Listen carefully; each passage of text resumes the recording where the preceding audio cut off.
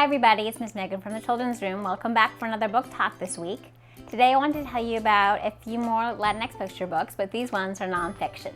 The first book is called Frida Kahlo and her Animalitos, written by Monica Brown and illustrated by John Parra. It's available on Hoopla as a read-along e-movie. This book tells the story of famous Mexican artist Frida Kahlo through her friendship with lots of her animal friends from her childhood and throughout her life. Frida had a lot of animals. She had 2 monkeys, a parrot, 3 dogs, a black cat, an eagle, and a fawn. This book shows how she embodied many of the characteristics of these animals and how they inspired her and even appeared in her art.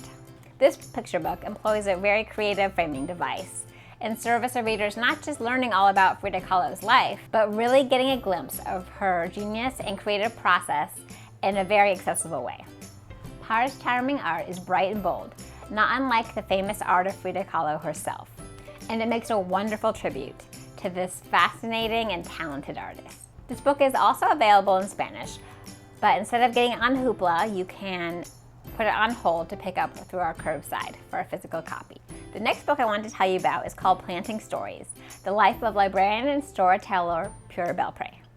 It's written by Anika, Denise, and illustrated by Paola Escobar.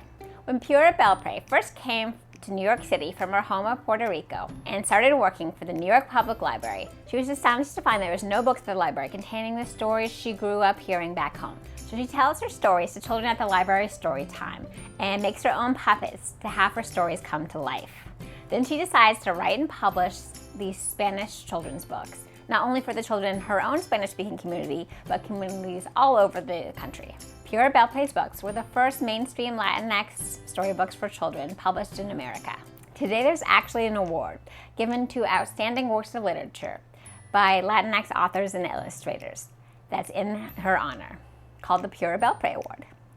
And if you look up the Pura Belpre Award, you'll find even more amazing Latinx picture books, novels, and nonfiction for children and teens.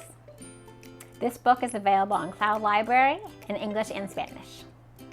And finally, I want to tell you about a nonfiction picture book called Just Ask, Be Brave, Be Different, Be You, by Sonia Sotomayor, illustrated by Rafael López.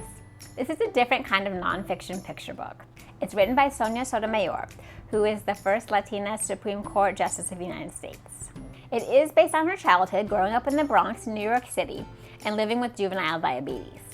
This means that young Sonia had to inject herself with a medicine called insulin to help keep her blood sugar levels up and to stay healthy. It made her feel different from the other kids who didn't have to give themselves shots and wondered why Sonia had to do it.